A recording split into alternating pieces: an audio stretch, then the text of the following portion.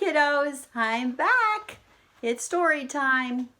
And let's see, Meemaw or Grandma Jean Jean, whichever one is fine. Anyway, we're going to read some more of our last story, which is The Magic Tree House, Dinosaurs Before Dark. And we are on chapter 7, which says, Ready, Set, Go. Run, Annie, run, cried Jack. Run to the treehouse. Jack and Annie dashed down the hill together. They ran through the tall grass and ferns and past the Pteranodon. They scrambled up the rope ladder and tumbled into the treehouse. Annie leaped to the window. It's going away, she said, panting.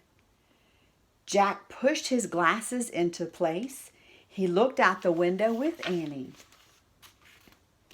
The Tyrannosaurus was wandering off, but then the monster stopped and turned around.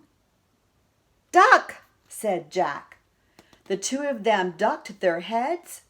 After a long moment, they peeked out the window again. Coast clear, said Jack. Yay, whispered Annie. We have to get out of here, said Jack. You made a wish before, said Annie. Right, said Jack. He took a deep breath. I wish we could go back to Frog Creek. Nothing happened. I said, I wish, started Jack. Wait, said Annie. You were looking at a picture in the dinosaur book. Remember? Oh, no. I left the book in my backpack on the hill, said Jack. I have to go back. Forget it, said Annie. I can't, said Jack. The book doesn't belong to us. Plus my notebook with all my notes is in my pack. And my... Okay, said Annie. I'll hurry, said Jack. He climbed quickly down the ladder and leaped to the ground. Jack raced past the Pteranodon, through the ferns, through the tall grass, and up the hill. He looked down. His pack was laying on the ground. On top of it was the dinosaur book. But now the valley below was filled with Anatosauruses. They were all standing guard around the nest. Remember those little bird nests of theirs? Well, not bird nests, but I guess dinosaur nests. They look like bird nests, just huge. Where had they been? Did fear of the Tyrannosaurus send them home? Jack took a deep breath. Ready, set, go, he thought.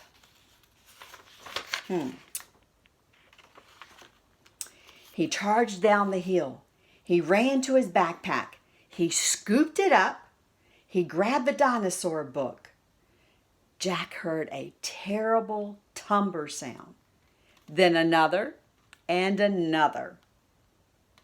All the Anatosauruses were bellowing at him. Jack took off. He raced up to the hilltop. He started down the hill. He stopped. The Tyrannosaurus Rex was back. It was standing between Jack and the treehouse. Oh, I wonder what's going to happen. Chapter 8, A Giant Shadow.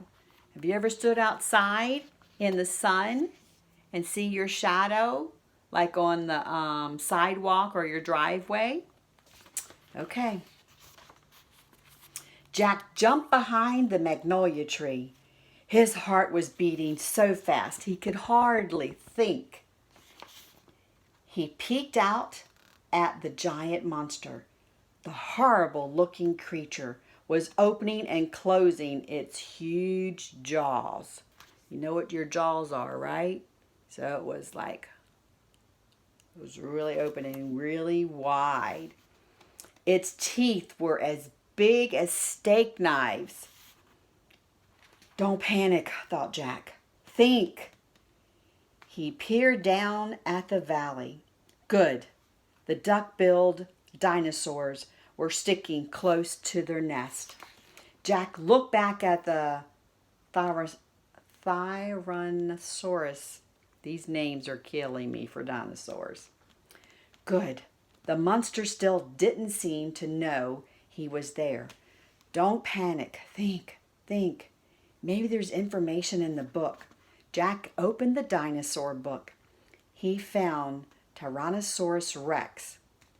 He read, Tyrannosaurus Rex was one of the largest meat-eating land animal of all time. So this dinosaur loved lots of meat. If it were alive today, it could eat a human in one bite. Can you imagine that? Something opening its mouth up and was big enough to take all of you at one time in one bite. Oof, it's a pretty big bite, huh? Yeah, I don't think I'd want to be around one. Great, thought Jack. The book was no help at all. Jack tried to think clearly. He couldn't hide on the other side of the hill. The Anatosauruses might stampede. He couldn't run to the treehouse. The Tyrannosaurus might run faster. Maybe he should just wait for the monster to leave. Jack peeked around the tree. The Tyrannosaurus had wandered closer to the hill. Something caught Jack's eye. Annie was coming down the rope ladder. Oh no. See the dinosaur and Annie coming down? She's on that little ladder, which is made out of partial rope and wood. I don't think Jack's very happy about that, do you?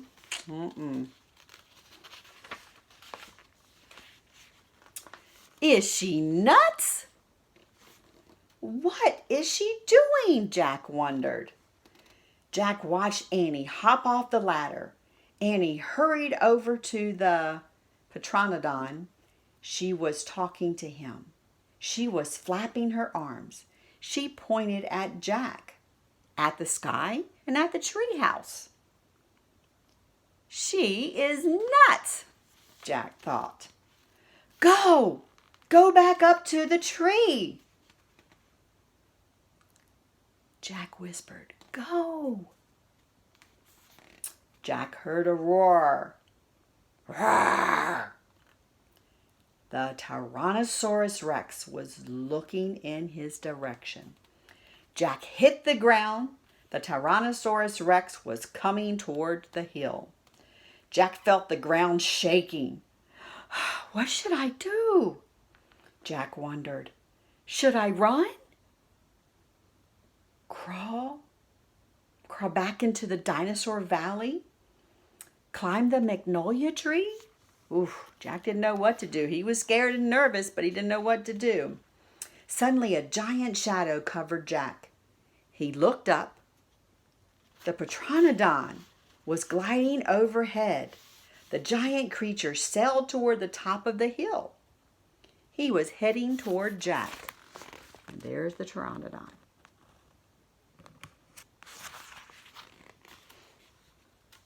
He was more of a skinny bird, but he had wide, wide wings.